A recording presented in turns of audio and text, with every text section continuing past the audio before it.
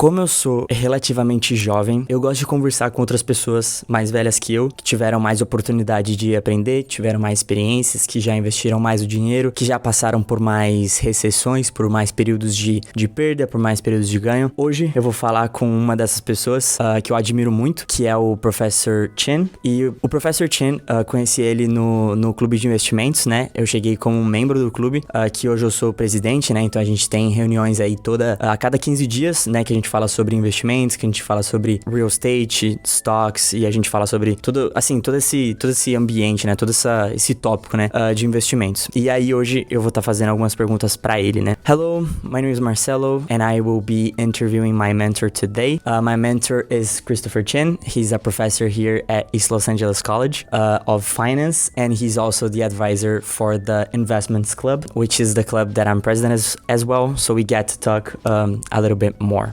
So without further ado, let's start those questions. Professor Chen? Well, first of all, thank you for having me. Oh. Appreciate you having me. Appreciate having me on here, and yeah, let's see what kind of questions you have and see what kind of answers we come up with. Okay, so first question that I have here for you, what would be the number one advice you would give for me or for, in general, a 21-year-old? So I think the advice I'd give to a regular 21-year-old would probably be different than the advice I gave myself at 21. Because by the time I was 21, I was already investing, and I had been investing for maybe 5 years or so. I started when I was 16, so I was kind of there. But I find that very few people are investing when they're 21 years old. So the simplest bit of advice I would give is to start doing it, right? It doesn't matter whether it's a lot of money or it's a little bit of money. When you have a little bit of skin in the game, your mentality is going to be really, really different. And we can talk about something as simple as the Super Bowl. I don't watch that much professional football anymore. And when I watch the Super Bowl, I don't care who wins these days. But if I have a $5 bet on who's going to win the game, all of a sudden, I'm pumped up and I'm excited, right? And I'm like, I'm just excited about one team scoring or another. So it's kind of like that with investments. The depth in which you're going to follow it when you have just a little bit of skin in the game is going to be different. Like you're going to research more. You're going to, just track it more. You're going to look for trends. You're going to do things differently if you have a little skin in the game. So I'd say just start. Okay, just start then. Sounds like a good advice for 21-year-olds in general. I mean, not only 21-year-olds, but people in that age. Yeah, really anyone who hasn't done it. It doesn't have to be a huge amount of money, but just, get your skin in the game a little bit. Yeah, get some skin in the game. Yeah. Nice. Eu esqueci de falar, mas o Professor Chen, ele já tem, assim como ele falou, ele começou a investir com 16, mas hoje a gente pode dizer que ele já tem dinheiro suficiente num nível que ele não precisa mais se preocupar, né? Então, já é uma pessoa que... Eu ainda tô nessa corrida, né? Eu tô no começo dessa trajetória. Ele não, ele já... Se a gente pode colocar nesses termos, eu acho que ele já teve sucesso nisso, né? Então, ele consegue olhar pra trás e conectar os pontos e falar as coisas que ele fez, né? Okay, so for our next question, what do you consider to be the most important quality in an investor? I think the most important, this is really similar kind of to the answer to the first question we had, but a willingness to try. So it's, for many investors, the willingness to start is that first hump to get over. But then as an investor, there are so many different places you can invest money in. It's important to try these different investment avenues as well, right? Because it's easy to just do one thing and get really comfortable in one thing. You start with stocks at a young age maybe, and you get comfortable with that. And you say, okay, I know stocks, this is what I'm going to do. But if you do that, you ignore some other good money-making opportunities. For example, like real estate, right? There are a lot of people I know who I think could have benefited from investing in real estate, but they've chosen not to because they've gotten comfortable in their way of investing. So the willingness, so kind of with the first one I said, just start, and then the willingness to continue to explore other investment opportunities, I think is just super, super important. Okay, nice. So willingness to explore other investments. Okay, I like that. Okay, next question here. What was your biggest mistake? And when I was writing those questions, this was a question that I maybe one of the ones that I was maybe the most curious, because you learn a lot from your biggest mistake. So yeah. What would it be? Well, so okay, if like an impartial third party went back and looked at my entire investing history, I think what they would look at is when I first invested in options. I tried options for the first time. And you know, like, we've had some private conversations. I'm just not a big believer in options. So the first time I tried that, I really probably should have tried it on a smaller scale since I'm starting. But I think I lost roughly $30,000 within the span of a month, right, in options. I don't consider that to be my biggest mistake, right? Wow. So people would think that's your biggest mistake. It happens. You know, you invest in stuff, you win some, you lose some. I lost $30,000 doing that. But there are other times where I would say my biggest mistake instead is not taking an appropriate amount of risk when I could have when I was younger. Because sure, I lost $30,000, but not taking the risk that I could have taken has probably kept me from making an additional, however, hundreds of thousands of dollars or millions of dollars, right? And that's the real loss there, right? A one-time $30,000 loss is something I can live with. I mean, I guess I can, I could obviously live with, not making all the money I could have made, but as I look back, there was a clear path to definitely making more money. And I feel like I just didn't appropriately take advantage of those opportunities at times, right? And nobody's perfect, right? But I think I could have done a bit better. And so I would consider that more to be my biggest mistake, not taking the appropriate amount of risk at a younger age. Okay. Actually, this question, I had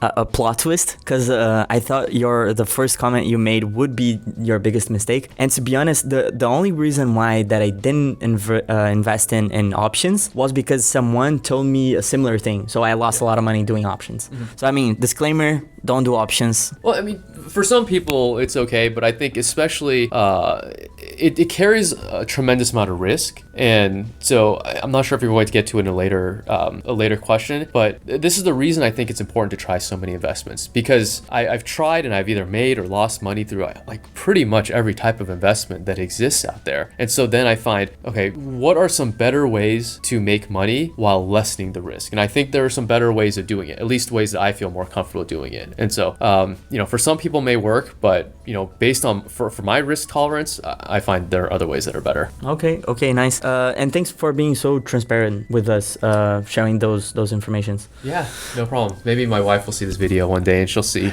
like, you lost $30,000 in a few months before I met you, and I'll say, hey, it was before I met you. Nice. But then this wasn't the biggest mistake. The biggest mistake was not making or not taking enough risk, you said. Yeah, I mean, I've probably got one more there.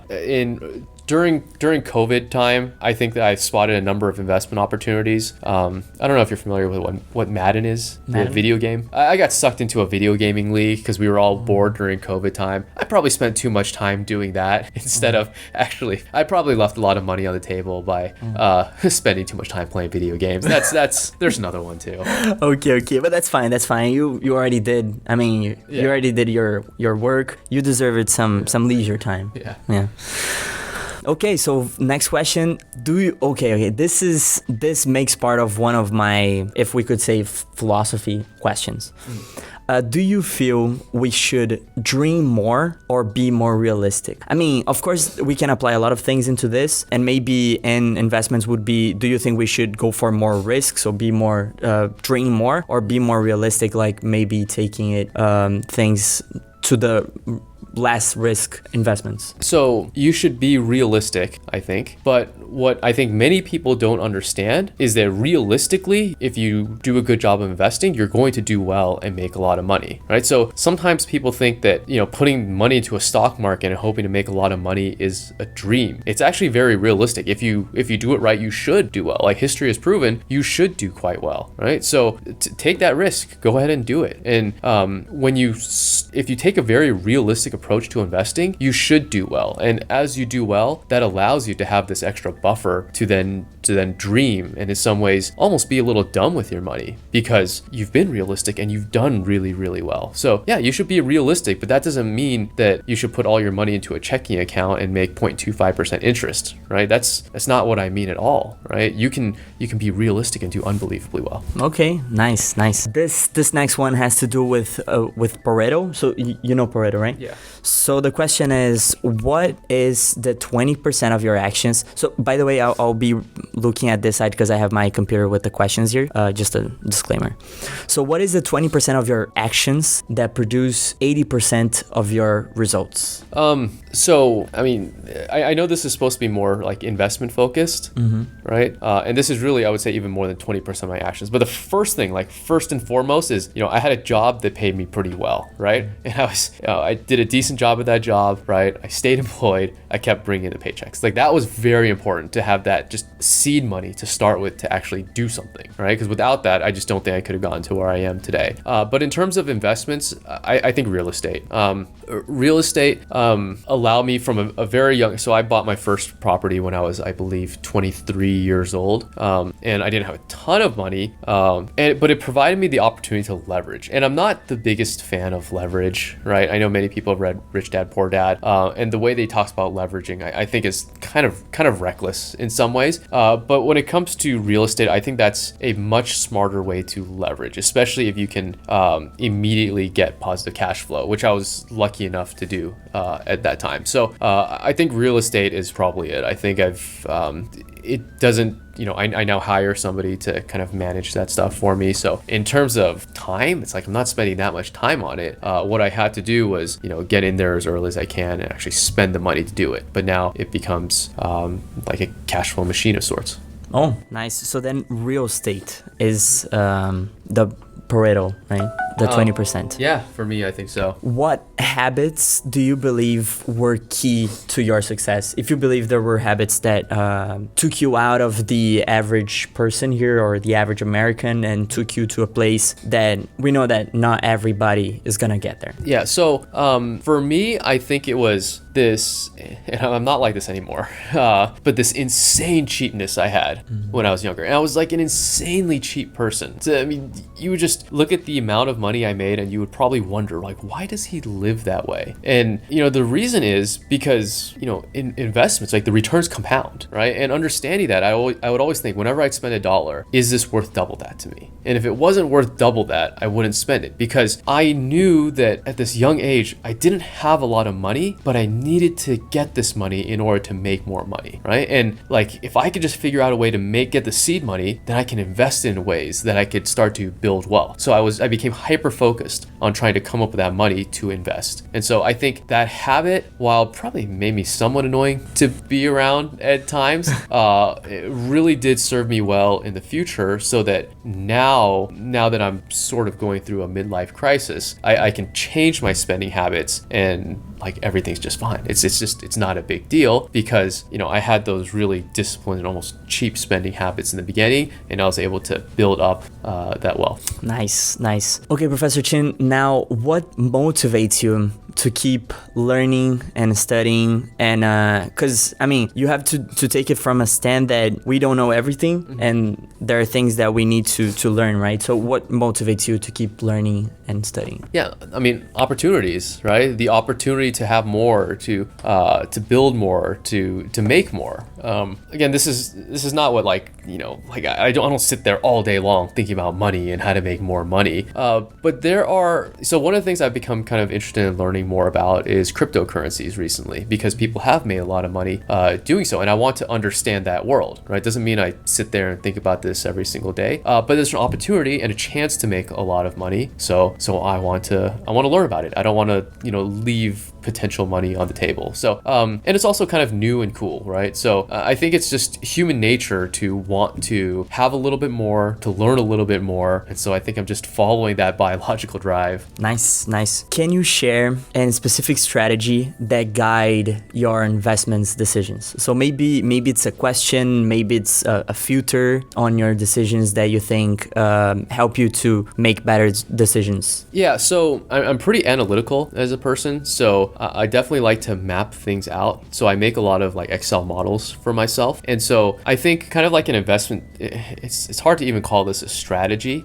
but I would basically put together a savings and investment strategy that would get me to the point that I'm okay, right? Where, okay, if I save this much, every single month and I invest in this, here's how much money I'm going to have when I'm 40, 50, and I want to retire. Okay, I need that much. I would always make sure to do that first. After that, any additional money I have, it's not money that I'm necessarily okay losing, but I know I'm okay with taking a little more risk, because investment is really all about taking an appropriate amount of risk, right? And the more risk you take, generally, the more you're going to be rewarded for it. So once I kind of establish that baseline, this is what I need in order to feel comfortable at these certain ages and in retirement, I now have some money to play with, essentially. And so with that money, then I try different investments. I tried my hand in options, tried various stocks, real estate, cryptocurrencies, etc. And so I think just making sure I know what that baseline is, and then having like what money there is that I can kind of take risks with is kind of not really a strategy, but it is like a principle that I hold to every day. Okay, nice. Because if someone gets to understand like the process or the strategy that you make, maybe they can take this into their advantage and try to do something similar. Okay, those two last questions, they're related to each other. So what do you imagine to be your perfect life? My life is pretty good as it is right now. I don't know if my wife would be pretty happy if I said my perfect life was something else other than this, but there's probably an alternative world where I became this stud athlete and became this multi-billionaire athlete that just got to like cruise the world, and like that seems pretty fun, right? Maybe a sport that doesn't break down your body so much. Like if I became a professional golfer and just kind of traveled around the world making millions of dollars, I'd say that sounds pretty good. I don't know how realistic it necessarily is, but I think I'm pretty close to like this realistic idea of a perfect life for myself, right? Because my realistic job, and it would have been to be like some professional athlete. But I always tell my students that my dream realistic job, where it's like something I can actually do, I think I'm pretty much there, right? And so that's what financial flexibility has allowed for me to do. I make less in this job than I would have had I stayed in the corporate world back in my previous life when I did like management consulting type of work. But like it's rare. I meet students who say they're going to, like, in a perfect life, they retire at age 30 or age 40. Okay, that sounds great too, but I think very few people actually end up retiring at that age. But having money gives me that flexibility to have what I would consider my realistic dream job at this time, and not have to chase the dollars doing something I dislike.